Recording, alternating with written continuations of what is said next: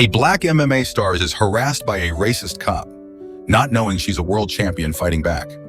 Hit that like button, subscribe, and ring the bell to catch our latest videos.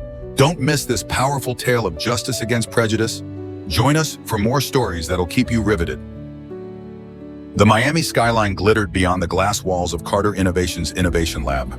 Its shimmering towers a stark contrast to the rusted trailers of Woodbury Meadows, where Derek Jackson, 45, now stood as the new director of engineering. His faded work shirt replaced by a crisp button-down. His deep brown eyes reflecting a mix of pride and resolve as he gazed out at the city he'd once thought he'd never belonged to. Weeks had passed since that day in the lab, when he'd solved the Carter Pulse's thermal issue, turned Edward Collins's prejudice into a lesson, and set Carter Innovations on a path toward a culture free of bias. His voice a spark that had ignited a movement far beyond the lab's walls. Ethan, 16, worked at a nearby desk, his laptop open, his dark eyes bright as he prepared for Brighton University's engineering camp, a scholarship secured by Derek's stand, a future Derek had fought for through years of hardship.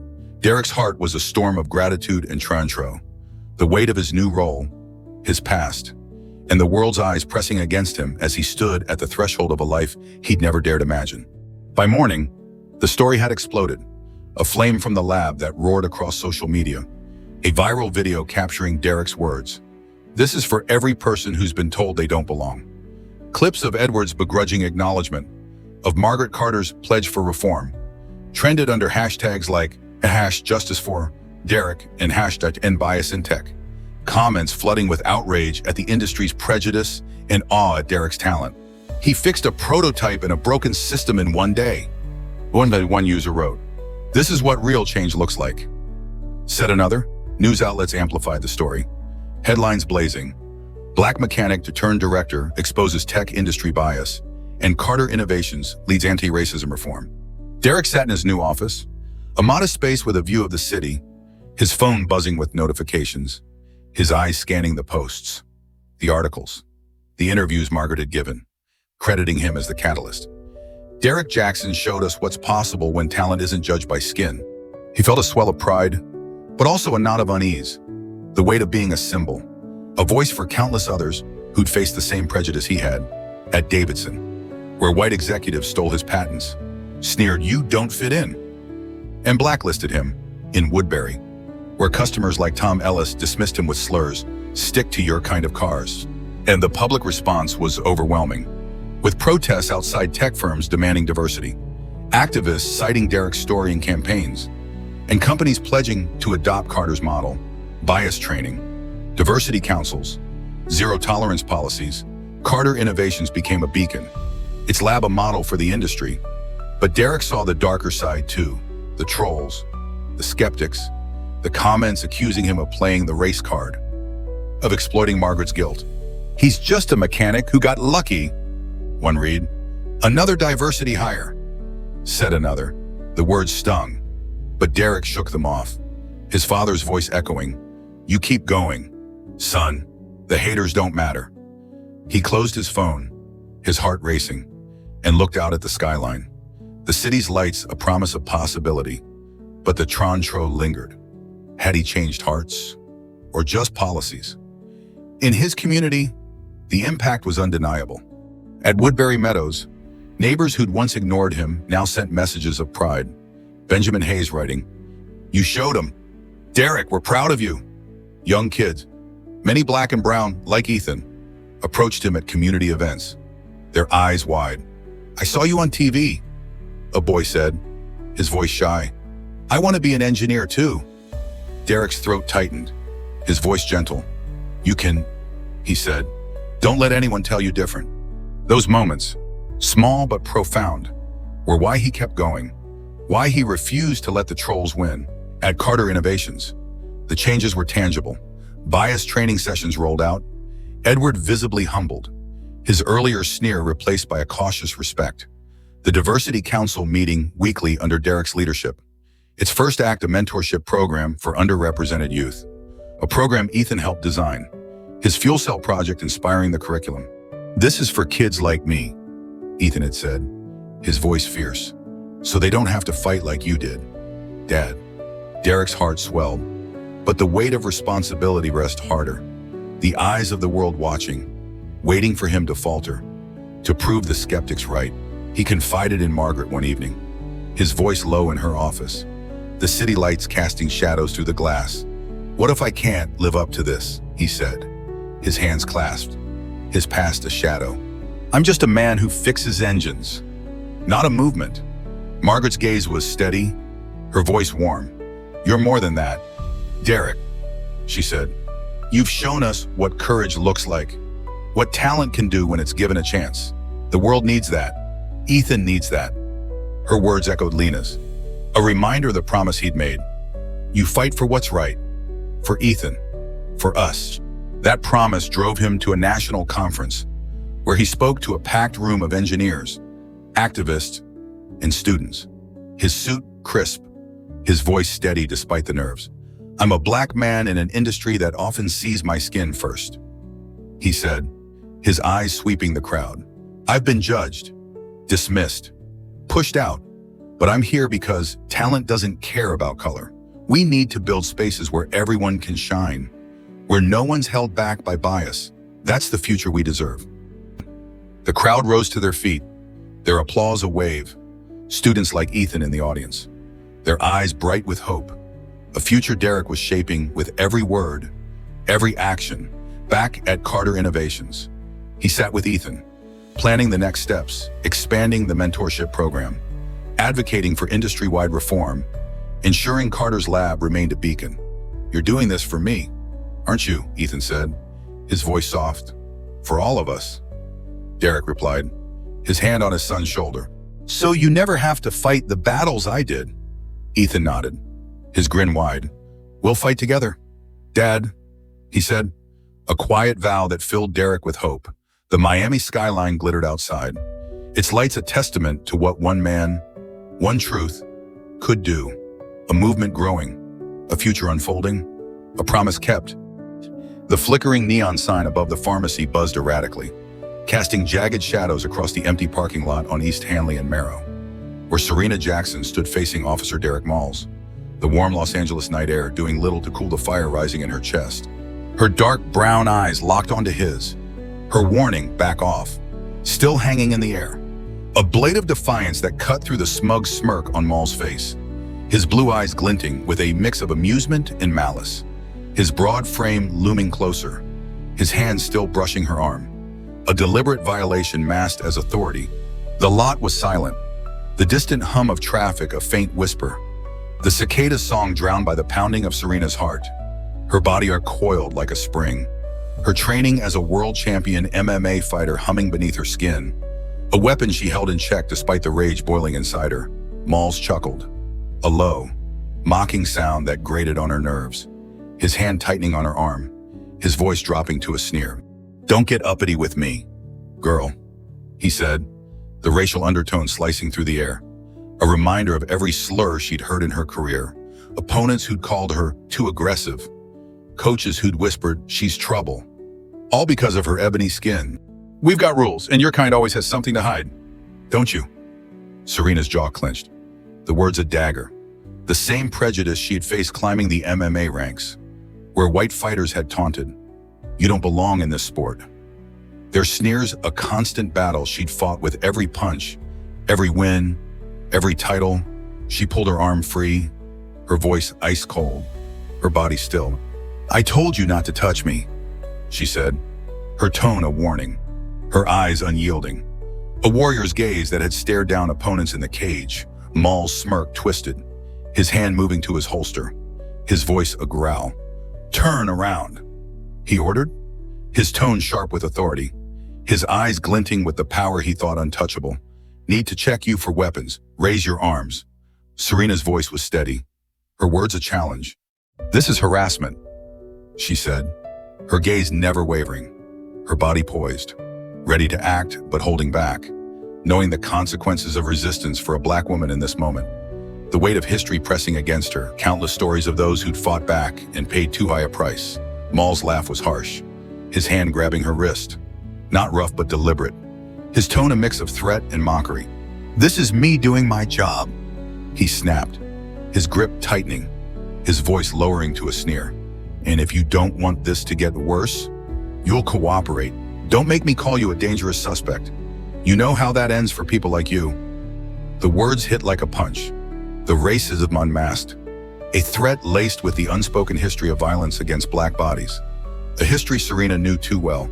One she'd fought to rise above in every ring, every fight, every moment of her life. She twisted her wrist free, her movement fluid, dropping her weight and stepping to the side, using his momentum to send him off balance. Her training kicking in instinctively, her palm pressing against his shoulder blade to keep him at bay. Mauls stumbled, his foot slipping, his laugh turning to a snarl of disbelief. "You're resisting now," he said, his voice a mix of shock and fury, his hand reaching for his cuffs. Serena stepped back, her hands raised, her voice steady despite the fire in her chest. "I'm not resisting," she said, her eyes locked on his. "You touched me inappropriately, threatened me, I defended myself." Mauls lunged, his intent clear, his hand aiming for her arm again. But Serena sidestepped, her movements a blur, sweeping his legs with a precision born of years in the cage, sending him crashing to the pavement, his radio skittering across the asphalt. He hit the ground hard, landing on his side, his breath coming in sharp gasps, his hand fumbling for his baton. But Serena knelt beside him, pinning his arm with a controlled grip, her voice a low warning. "Don't touch me again," she said, her tone steel, her training keeping her in control, her strength a quiet storm. Mauls' face twisted with rage, his voice a growl as he spat. "You just made the biggest mistake of your life." His hand reaching for his radio, his tone desperate and theatrical. "Officer down," he barked, his voice crackling through the air. "Suspect is violent, non-compliant, need backup." Serena stood, stepping back, her hands raised, her gaze steady as the distant wail of sirens grew closer, her heart pounding not with fear but with clarity. This wasn't just about her. It was about every black woman who'd been targeted, every person who'd been judged by their skin, every fight she'd waged to prove she belonged. Within minutes, 2 more cruisers screeched into the lot, their lights flashing red and blue, doors flying open as officers approached with drawn weapons, their voices sharp. "Freeze! Hands in the air!" Serena complied, her movements slow, her eyes never leaving Mauls, who scrambled to his feet, his arm cradled dramatically, his voice a mix of fury and theatrics. "She attacked me!" he shouted, gesturing at her, his tone a lie she'd heard too often. "Tried to take my weapon, she's dangerous."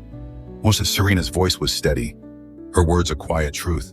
"I didn't try to take anything," she said, but her words were drowned by the chaos.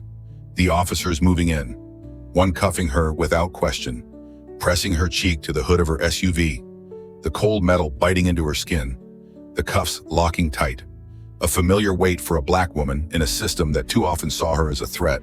"Sir, do you need medical?"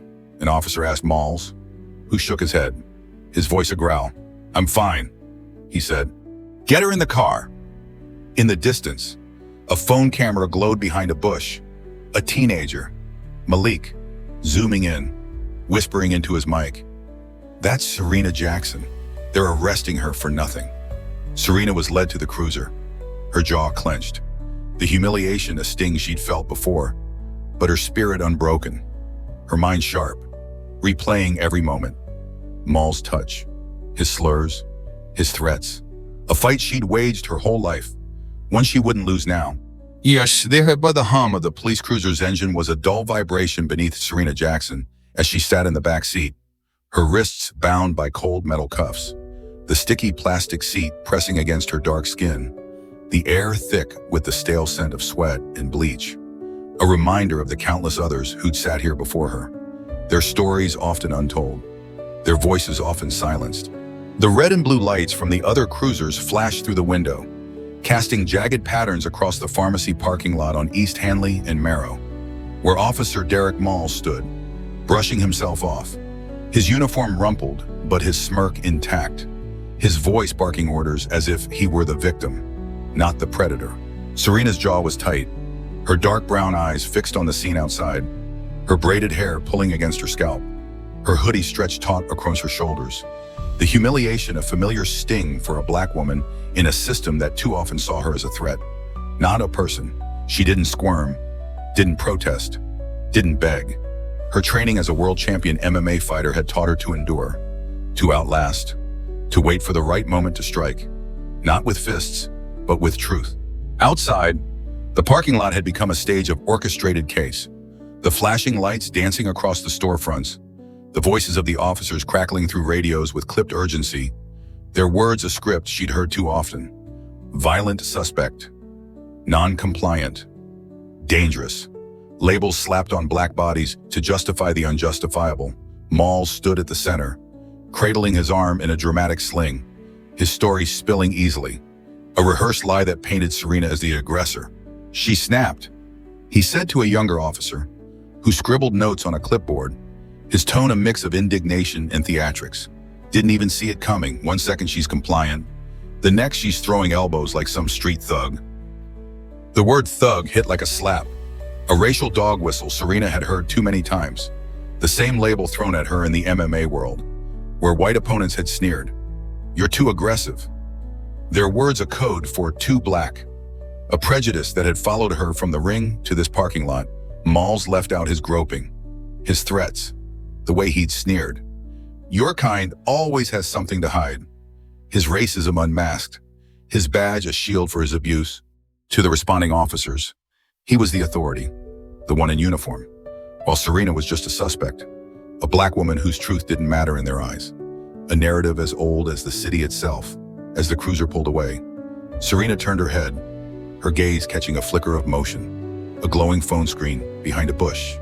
A teenager, Malik, filming the scene, his eyes wide with shock, his whisper barely audible. That's Serena Jackson. They're arresting her for nothing. The sight was a fragile glimmer of hope, one she tucked away deep in her mind, a spark in the darkness of this moment. The ride to the precinct was short but heavy. The officers in the front stone-faced, their silence a wall. No Miranda rights read, no charges clarified, just the weight of their assumptions pressing down on her. Assumptions that saw her skin before her humanity, that branded her dangerous before she could speak. At the precinct, she was processed with cold efficiency, fingerprints taken, mugshots snapped, her belongings bagged and tagged, her phone confiscated before she could make a call. Her request for an attorney met with a lazy shrug from the booking sergeant. Later, she was led to a holding cell, the fluorescent lights harsh, the metal bench bolted to the wall, the air sour with the stench of bleach and despair, the beige walls closing in like a coffin not yet sealed. Hours passed, the silence broken only by the distant clang of doors, the murmur of voices beyond the cell, her mind replaying every moment, Mauls' hand on her, his slurs, his threats, the way he called her girl, the way he'd assumed she'd break under his badge, a history of prejudice she'd fought her whole life, from the sneers of white coaches who'd said, "You will never make it," to the fans who'd called her angry for winning. Serena sat still, her back straight, her hands resting on her knees, her breathing steady, her training keeping her grounded, her anger a fire she channeled into focus. Not fear, she wasn't confused, wasn't rattled.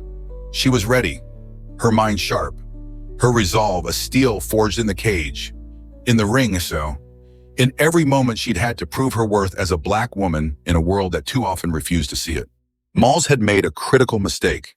He'd assumed his power was absolute, that his badge meant protection, that Serena would break under the weight of his authority, that her skin made her an easy target, a narrative he could rewrite with lies.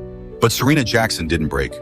She endured, she outlasted, and when the time came, she'd make sure those who abused power faced the consequences, not just for her, but for every black woman who'd been silenced, every person who'd been judged before they could speak. It was well past dawn when she was brought into an interview room, a stark space with a single table, 2 chairs, and a camera blinking red in the corner. The detective entering with a tired sigh, his collar stained with coffee, his eyes heavy with exhaustion. He sat across from her, opening a manila folder with deliberate calm, his voice flat. "You know why you're here," he said, not looking up. Serena's voice was steady, her gaze unyielding. "I defended myself from a predator in uniform. she said, her words a quiet truth, a challenge to the lies she knew he'd been fed. The detective didn't flinch, his pen scratching the pad. "That's not what the report says," he said, his tone dismissive, his assumption clear. Mauls' word carried weight, hers didn't. A black woman's voice too often unheard in rooms like this. Serena tilted her head, her voice ablade. "I don't care what the report says," she said. "He touched me, threatened me, called me girl, said your kind always has something to hide. He tried to use his badge to control me, and I defended myself." The detective leaned forward, his voice a mix of irritation and coercion. "You're being charged with assault on an officer, resisting arrest, and attempted disarmament," he said. "3 felonies, minimum. You can plead to battery, maybe walk with probation, or we go to court, and a jury might not take kindly to a black woman putting a cop in a sling."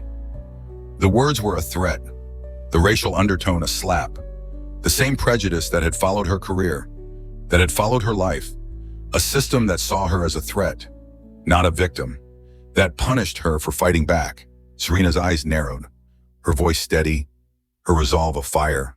"You don't know who I am, do you?" she said, her tone a quiet storm. The detective glanced at the folder, his voice flat. "Serena Jackson, MMA fighter, some titles," he said. "That doesn't mean you're above the law." Serena's gaze didn't waver, her words a promise. "No," she said, "but it means I know how to fight, and I know how to win." Unbeknownst to them, that fight was already spreading, a storm brewing online, as Malik's video, posted on TikTok with the caption, "Cop harasses black woman, didn't know she's Serena Jackson," exploded, racking up thousands of views in minutes. The comments a tidal wave of outrage. "That's racism and abuse. She defended herself. Share until they can't ignore this." The internet had found its spark, and Serena, sitting in that cell, felt the momentum building. Not fear, but power. A power she'd wield to break the silence, to fight for justice, to ensure no one else faced the same. The fluorescent lights of the Santa Monica Police Department's holding cell buzzed relentlessly, their harsh glare casting stark shadows across the beige walls, where Serena Jackson sat on a bolted metal bench, her dark skin glistening with a faint sheen of sweat, her wrists still raw from the cuffs that had bound her hours before, the air thick with the sour stench of bleach and despair. Her braided hair pulled tight against her scalp, her hoodie stretched taut across her shoulders, her dark brown eyes fixed on the steel door, unblinking, her body still, but her mind a storm of focus, replaying every moment of that night in the pharmacy parking lot. Officer Derek Mauls' hand on her, his slurs. "Your kind always has something to hide." The way he called her girl, the racism unmasked, the threat of violence a shadow she'd lived under her whole life as a black woman. She'd been in the cell for hours. No phone call, no attorney, just silence. The precinct's indifference a weight as heavy as the cuffs. A reminder of the system that too often saw her skin before her humanity, that branded her dangerous before she could speak. But Serena didn't break. She sat straight, her hands resting on her knees, her breathing steady, her training as a world champion MMA fighter keeping her grounded. Her anger a fire she channeled into resolve, a resolve forged in every ring, every fight, every moment she'd had to prove her worth against the sneers of white opponents who'd called her too aggressive. Coaches who'd whispered, "She's trouble," all because of her ebony skin. Outside the precinct, a storm was brewing, one Serena couldn't hear but could feel in her bones. A momentum building as Malik's video, posted on TikTok with the caption, "Cop harasses black woman, didn't know she's Serena Jackson," exploded across the internet, racking up tens of thousands of views in hours. The comments a tidal wave of outrage. "That's straight up racism. She defended herself. He attacked her. This is why we don't trust cops." The video spread to Twitter, Instagram, a popular MMA fan account reposting it with the caption, "Serena Jackson arrested for fighting back against a racist cop. Share until they can't ignore this." Hashtags like #justice for Serena and #blackwomen fight back trended. The internet a roaring furnace of anger and solidarity, a spark that lit a fire Serena had unknowingly ignited. Inside the precinct, the buzz began to build. Phones ringing more often. Dispatchers exchanging nervous glances. A shift supervisor approaching the holding area with a printout from Twitter. His face pale. The weight of the viral storm pressing against the precinct's walls. Serena felt it. Not fear, but power. A shift in the air. A crack in the system that had tried to silence her. A system that had silenced too many black voices before her. It was late afternoon when a familiar voice echoed down the hallway, sharp and commanding. Serena! She turned her head as her longtime manager, Tasha, appeared, flanked by 2 attorneys and a civilian oversight liaison. Their presence a storm of authority, the captain trailing behind, his face red, his eyes narrowed, his jaw clenched as he signed a form with a reluctant hand, stepping aside without a word, without an apology. The precinct's silence, a confession of its own. Stand up, one of the attorneys said, her voice firm. You're being released, for now. Serena stood slowly, her gaze never leaving the captain's, her silence a weapon sharper than any words, her presence a challenge to the system that had tried to break her, a system that had broken too many before her. In the lobby, the noise hit like a wall, reporters shouted questions, flashbulbs popped, cameramen jostled for space. The chaos a testament to the storm Malik's video had unleashed. A storm Serena had felt coming. A storm she was ready to lead. She paused beneath the precinct's shield emblem, her voice clear, her eyes burning with a fire that had carried her through every fight, every slur, every moment of doubt. I didn't resist, she said, her tone steady, her words a truth that cut through the noise. I didn't attack. I defended myself from a man who used his badge to violate me, who called me girl, who said your kind always has something to hide. This isn't just about me. It's about every black woman who's been targeted, every person judged by their skin. I'm not stopping until people like him are held accountable. The moment was recorded, the cameras capturing every word, her voice a clarion call that went viral within minutes. Hashtag surging, Serena fights back. Shad, no badge for racism, a movement born from her stand. A movement that spoke for the silenced, for the judged, for the unseen. That night, as Serena sat in a private office with her legal team, reviewing the next steps, a journalist from a major outlet sent her a message. We've received 6 anonymous tips about Officer Mauls, black women claiming he did the same to them. They were too afraid to speak before. Serena closed her eyes, exhaling not in relief but in readiness. Her fight no longer just her own, but a fight for every black woman who'd been told to be quiet, to comply, to not make a scene, a fight she'd wage with the same strength that had made her a champion, a strength that would break the silence Mauls had counted on. Outside, the city was a furnace of change, protests brewing, voices rising, the internet a wildfire of truth, and Serena felt the heat in her veins, not fear, but momentum, a momentum that would carry her forward, a momentum that would ensure the system that had tried to silence her would never be the same. Yet the air inside the private office was dense with tension. The hum of electronics a constant backdrop as Serena Jackson sat at the head of a long mahogany table, her dark skin catching the dim glow of the laptop screens, her braided hair pulled tight, her dark brown eyes fixed on the monitor displaying a growing folder of witness statements and video transcriptions. Her hoodie was gone, replaced by a simple black blazer, a symbol of the fight she now led. Her presence a quiet storm that commanded the room. Tasha, her longtime manager, sat beside her, her face a mask of controlled fury, while lead attorney Maya Carter clicked through documents, her fingers swift, her voice steady but urgent. We're up to 8 tips now, Maya said, her tone a mix of determination and exhaustion. All black women. Similar stories about Mauls, nighttime stops, inappropriate touching, racial slurs, threats of arrest if they didn't comply. Serena's jaw tightened, her hands folded in her lap, her gaze unyielding. The weight of those stories, a fire in her chest, a fire that had burned since that night in the pharmacy parking lot, when Mauls had grabbed her, sneered, "Your kind always has something to hide." His racism unmasked, his badge a shield for his abuse. She'd felt the sting of that prejudice her whole life, in the MMA ring, where white opponents had taunted, "You don't belong."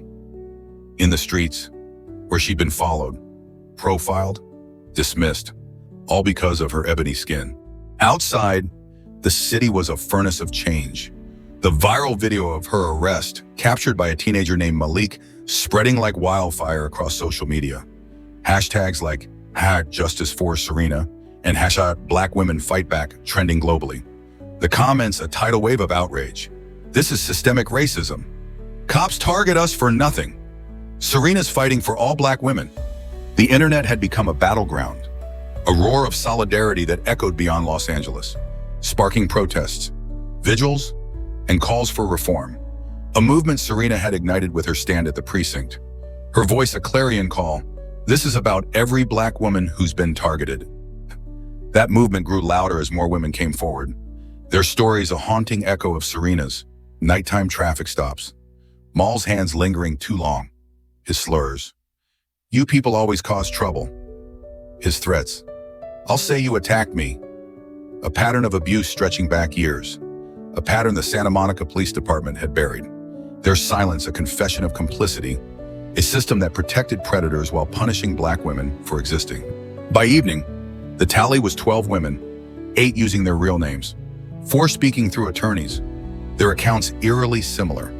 Mauls targeting Black women, using his badge to intimidate, his racism a weapon as sharp as his threats, his actions a mirror to the broader injustice Serena had fought her whole life, an injustice that had followed her from the ring to the streets, from the sneers of white coaches to the cuffs on her wrists. The department issued a statement, their words hollow. The officer maintains an exemplary record. Allegations will be reviewed per protocol. It was a slap in the face, a reminder of the rot buried deep, a rot Serena was determined to expose. That night, a reporter from the Los Angeles Chronicle reached out. Her name was Aisha Brooks, 10 years of investigative journalism, a specialty in police misconduct and racial profiling. Her voice sharp with purpose as she met Serena in a quiet cafe off Sunset. I've been tracking Mauls for 2 years, Aisha said, sliding a thin manila folder across the table, her eyes burning with resolve.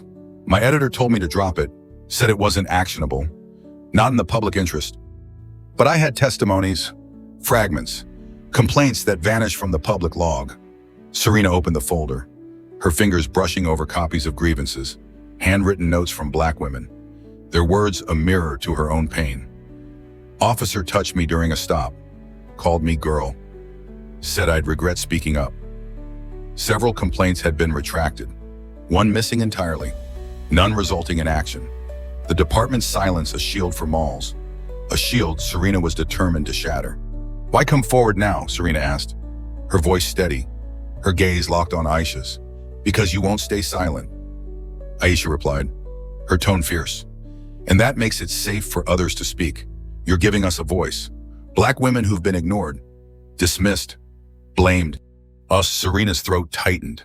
The weight of those voices, a mantle she carried. A fight she'd waged her whole career. A fight for every Black woman who'd been told to comply, to be quiet, to not make a scene.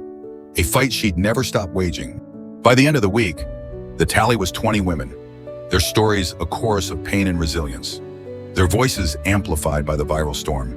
The hashtags evolving, #NoBadgeForRacism, Serena Speaks For Us, a movement that spoke for the silenced, that demanded justice not just for Serena, but for every Black woman who'd faced the same abuse, the same prejudice, the same system that had tried to break her.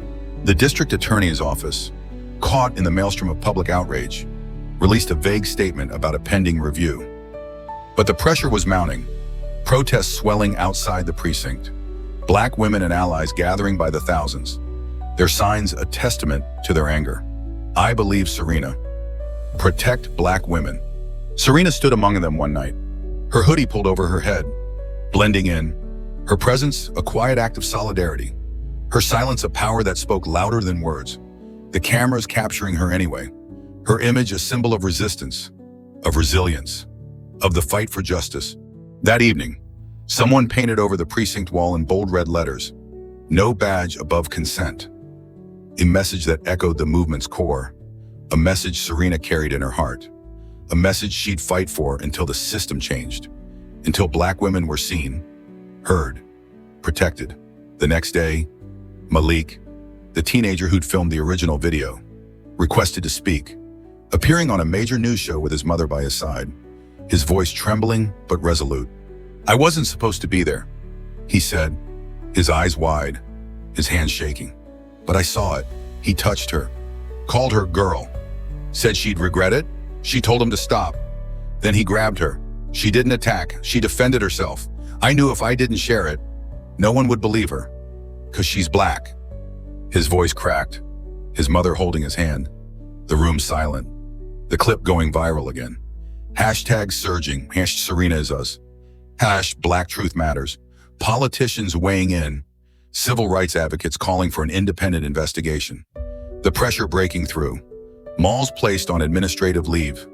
A hollow gesture, but a crack in the wall. A crack Serena would widen until the whole system crumbled. Once down, the Santa Monica Police Department stood like a fortress under siege. Its concrete walls surrounded by thousands of protesters. Their chants, "Protect Black women," "No badge for racism," echoing through the Los Angeles dawn. Banners hanging from streetlights. Red paint on the precinct wall declaring, "No badge above consent." A testament to the movement Serena Jackson had ignited. Inside a secure federal office downtown, Serena sat at the head of a conference table, her dark skin catching the harsh light of overhead fluorescence. Her braided hair pulled tight, her dark brown eyes fixed on a pinboard covered in mugshots, maps, and timelines. The words Blue Shield South scrawled in red at the center, a name that sent a chill down her spine, a name that explained the silence, the cover-ups, the years of abuse against Black women like her. The air was thick with the scent of coffee and urgency, the hum of laptops a constant backdrop as federal agents moved with purpose. Their voices clipped, their movements sharp, the weight of the investigation pressing against the room like a storm waiting to break. Serena's blazer was crisp, a symbol of the fight she now led. Her presence, a quiet storm that commanded respect. Her resolve, a fire that had burned since that night in the pharmacy parking lot. When Officer Derek Mauls had grabbed her, sneered, "Your kind always has something to hide." His racism a weapon she'd turned against him. A weapon that had sparked a movement that had grown beyond her, beyond Los Angeles. A movement that demanded justice for every Black woman who'd been targeted, silenced, judged. Lead federal agent Marcus Trell stood before the board, his lean frame a pillar of gravity, his voice steady as he gestured to the photos of Mauls and Ethan Briggs. Two faces among dozens, their names marked in red. "We've been tracking Blue Shield South for a decade," he said, his tone a mix of determination and frustration. They were supposed to be disbanded in 2015 after Internal Affairs flagged them, but it was a formality. They scattered. Some retired. Others changed badges. Some went private. But the structure stayed intact, purposeful, protecting predators like Mauls. Serena's jaw tightened. The words a confirmation of the rot she'd felt her whole life. The sneers of white coaches who'd called her too aggressive. The slurs of opponents who'd said, "You don't belong." The system that had cuffed her for defending herself. A system that had cuffed too many Black women before her. A system she was determined to dismantle. Aisha Brooks, the journalist who'd been tracking Mauls for years, sat beside her, her eyes burning with resolve, her voice sharp as she slid a flash drive across the table. Its label stark, BSS 2015 archive. "This came yesterday," Aisha said, her tone urgent. "No return address. Someone on the inside wants the truth out." The footage played on the monitor. A chilling blueprint of systemic abuse, body cam recordings never released. Officers joking about manipulating Black suspects, using force in camera-free zones, planting doubt into victims' statements. Mauls instructing a rookie on asserting dominance during frisking, his laugh echoing as he watched dashcam footage of a Black woman forced to the ground. Her screams met with slurs. "You people always fight back." Serena watched in silence, her knuckles white, her jaw locked, the laughter a dagger, the reality a mirror to her own pain, to the pain of every Black woman who'd come forward. Their stories a chorus that had grown to 25. Their voices amplified by the viral storm, by hashtags like #Serena Speaks For Us, a movement that refused to be silenced, a movement Serena led with the same strength that had made her a champion. "Release it," she said, her voice steel, her gaze unyielding. Maya hesitated, her voice cautious. "If we go unredacted, it could tank the legal process." she said. But Serena's resolve didn't waver. Her words a vow. It's not about the process, she said. It's about truth. I use silence as a weapon. Let's use their words as a blade. That evening, the footage went live under the headline, Inside the Blue Shield Doctrine, a Culture of Control. Spreading faster than the first video, news networks interrupting programming. The public reaction a violent surge, hashtags multiplied. TikTok a cascade of survivor testimonials. Anonymous videos of black women, faces blurred, voices modulated. He touched me. He called me girl. They told me to stay quiet. The city became a storm of consequence. The mayor issuing a statement for calm, civil rights leaders holding vigils. But the online world didn't wait. The pressure breaking through. The Department of Justice announcing indictments against 23 officers tied to Blue Shield South. Charges including conspiracy, obstruction, sexual misconduct, and destruction of evidence.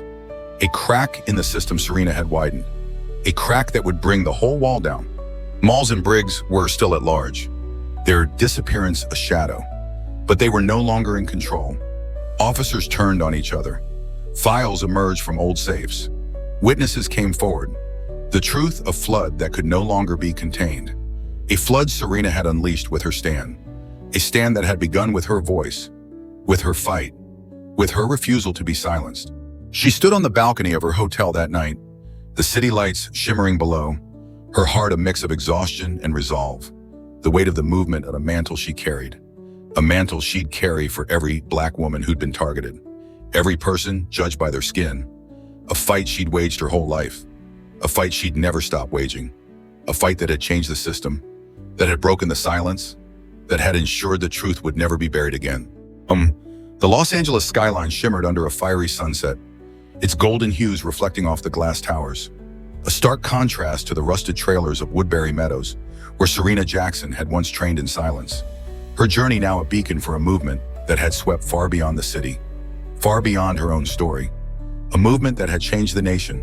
Weeks had passed since the Blue Shield South footage went live, exposing a culture of abuse and racism within the Santa Monica Police Department.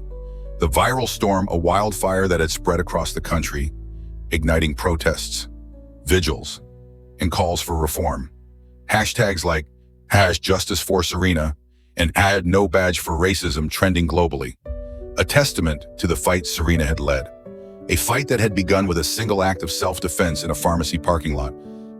A fight that had grown into a revolution for black women, for communities of color, for every person who'd been judged, silenced, dismissed.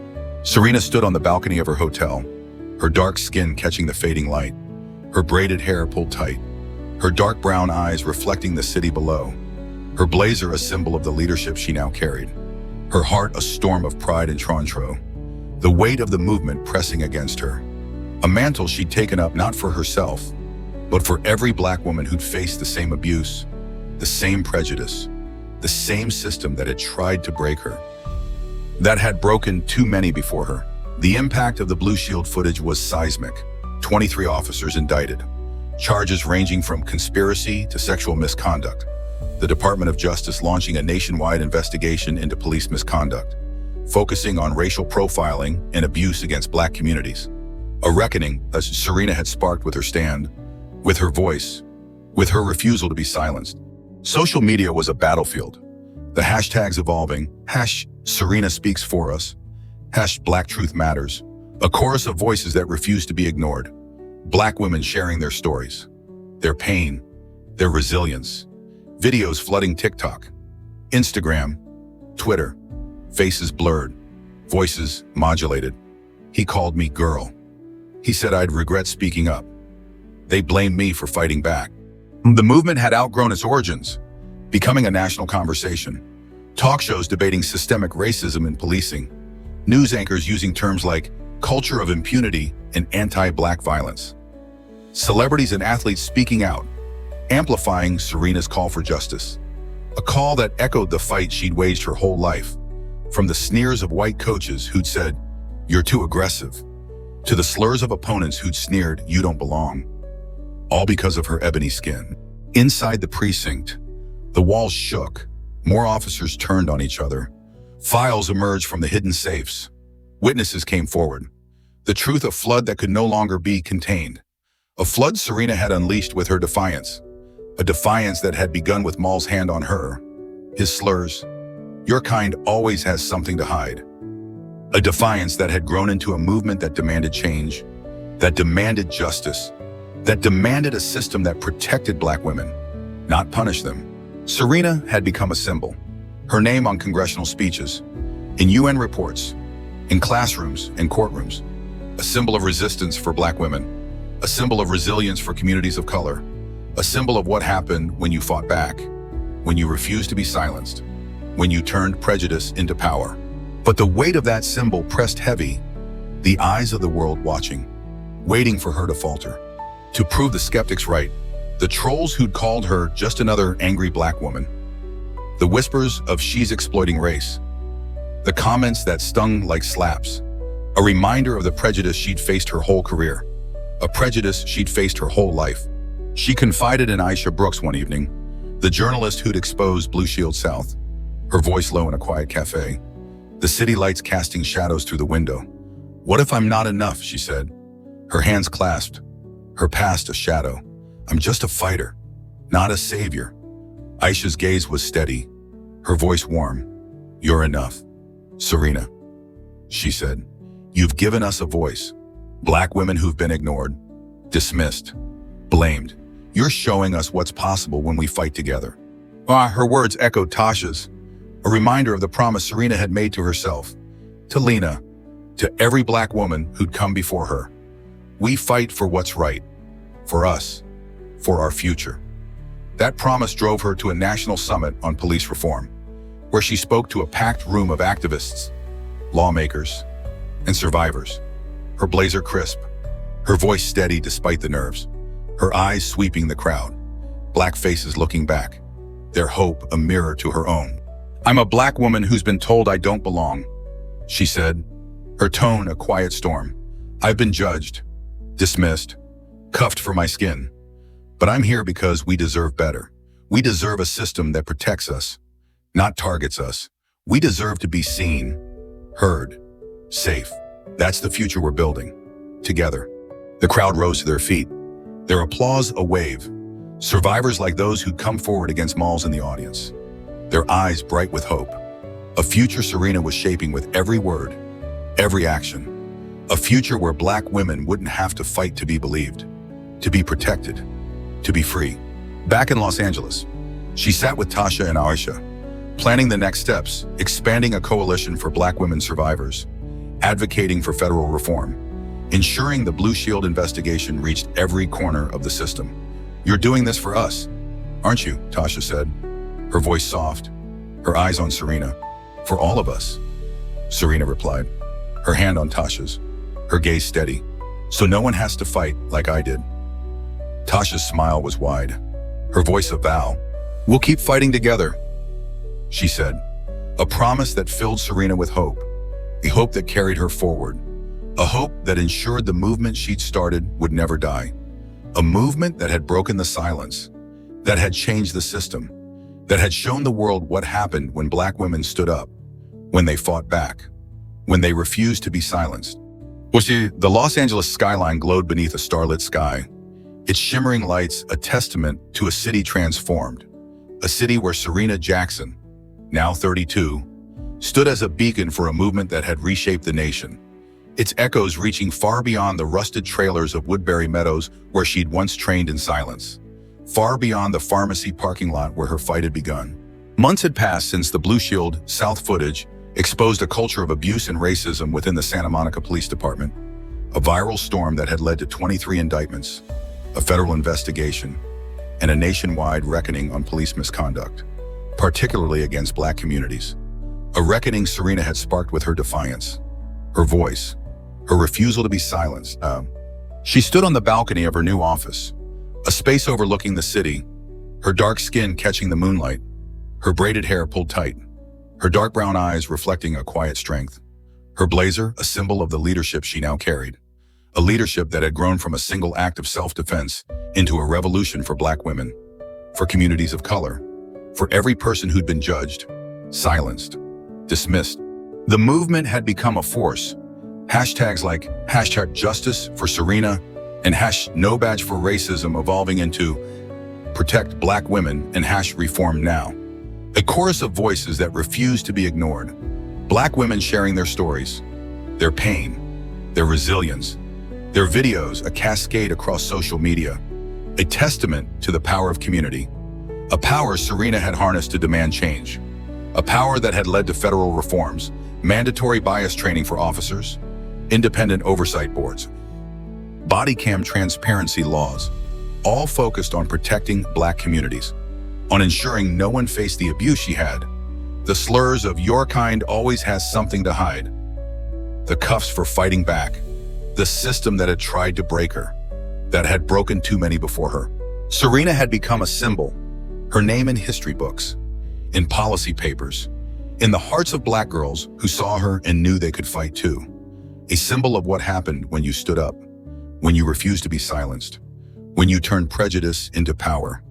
A symbol she carried with pride, but also with truncho, the weight of responsibility, a constant companion, the eyes of the world watching, waiting for her to falter.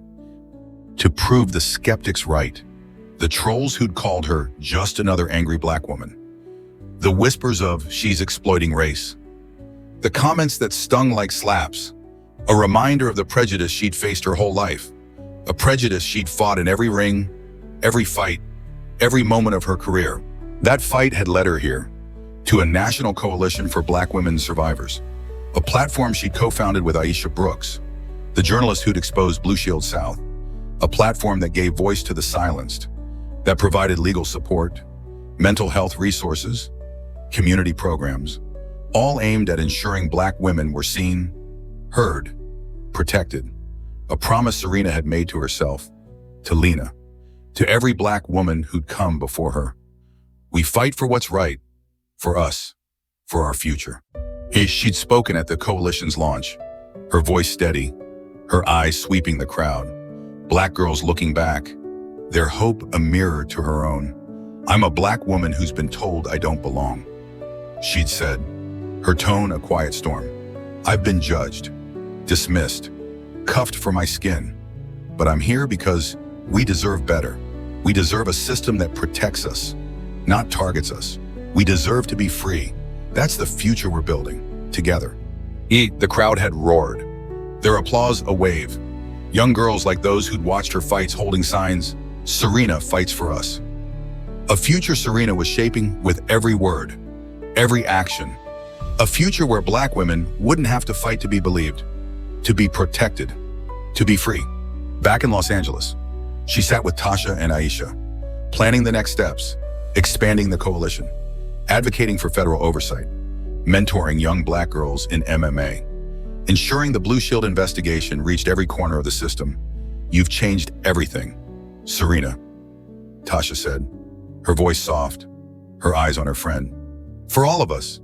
Serena's smile was small, her gaze steady. "We've changed it together," she said, her hand on Tasha's, her voice a vow. "And we're not done." Aisha nodded, her voice fierce. "We'll keep fighting," she said, a promise that filled Serena with hope, a hope that carried her forward, a hope that ensured the movement she'd started would never die, a movement that had broken the silence, that had changed the system, that had shown the world what happened when Black women stood up, when they fought back, when they refused to be silenced. Serena, a Black MMA champion, fought a racist cop's harassment, sparking a revolution against bias. Thanks for watching this powerful story. Smash that like button, share to inspire change, and subscribe with notifications on for our latest videos. Your support fights prejudice. Let's keep it going. See you in the next one.